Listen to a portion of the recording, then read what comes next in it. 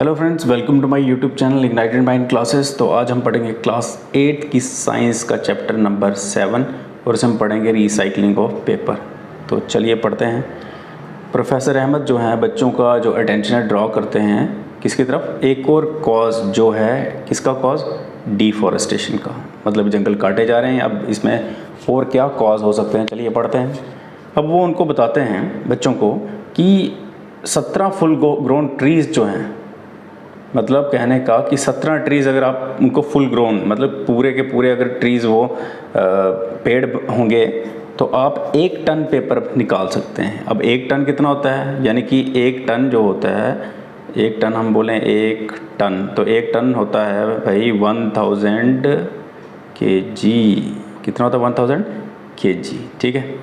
तो वो उनको बताते हैं 17 फुल ग्रोन ट्रीज़ जो हैं वो चाहिए 1 टन पेपर बनाने के लिए, तो इसलिए हमें पेपर को सेव करके रखना चाहिए।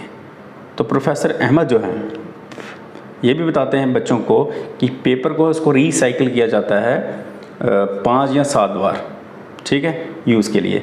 अगर हर एक स्टूडेंट सेव करेगा एक शीट पेपर की एक दिन में, तो हम काफ़ी सारे जो ट्रीज़ हैं साल में हम उनको बचा सकते हैं, ठीक है। तो अब हमें क्या करना चाहिए, हमें सेव करना चाहिए, रीयूज़ करना चाहिए यूज़ पेपर और उसको रिसाइकिल करना चाहिए, ठीक है।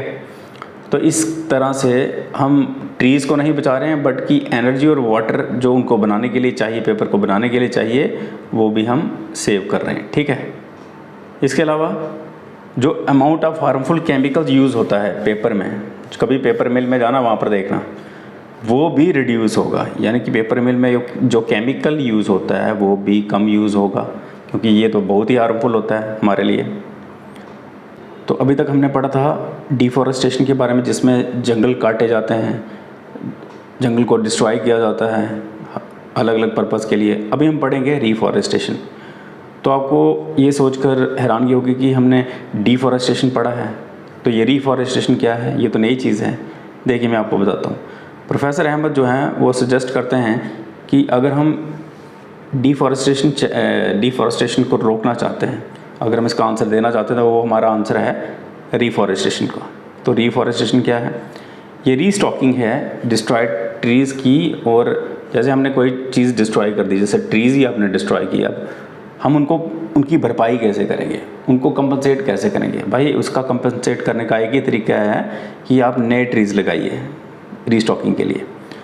अच्छा, और जो आप ट्रीज़ प्लांट करेंगे वहाँ पे वो भी सेम स्पीशीज़ के होना चाहिए जो उधर पाए जाते हैं उस फॉरेस्ट में।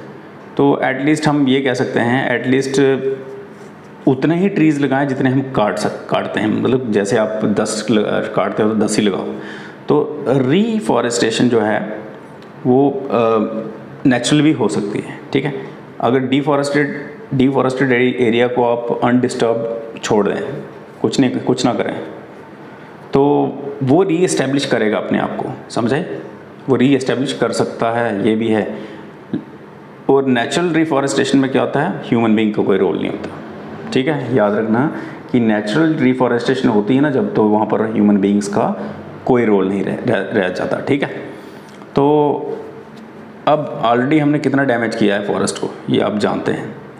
तो अगर हमने ग्रीन वेल्थ को रिटेन रखना है फ्यूचर जनरेशन के लिए, तो ट्रीज़ लगाना बहुत ही ज़रूरी है। तो यही हमारे पास ऑप्शन है, दूसरा कोई नहीं। काटते के तो CO2 जो है वो पेड़ लेंगे नहीं और वो एटमॉस्फेयर में रहेंगी, तो रिज़ल्ट क्या निकलेगा, हीट की ट्रैपिंग, जिससे आपको पता है ग्लोबल वार्मिंग होती है।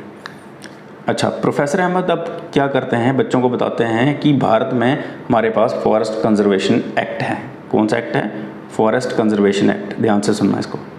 तो ये एक्ट का मतलब क्या है, ये प्रिजर्व और कंजर्व करने के लिए बोलता है किसको, नेचुरल फॉरेस्ट को, जंगलों को जो नेचुरल हैं, और उन लोगों की बेसिक नीड्स को पूरा करता है जो फॉरेस्ट के नज़दीक रहते हैं, ठीक है, क्योंकि उनके पास तो और कोई सोर्स नहीं होगा एनर्जी का, खाना बनाने का, ठीक है।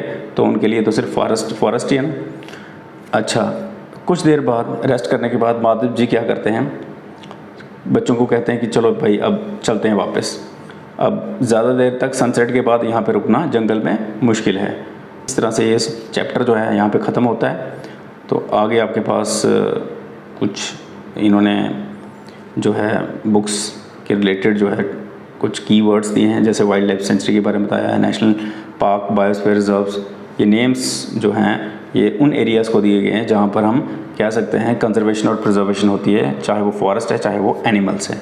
बायोडाइवर्सिटी जो है ये इसकी हम बात करें तो ये वैरायटी है किसकी, लिविंग ऑर्गेनिजम्स की एक स्पेसिफिक एरिया में।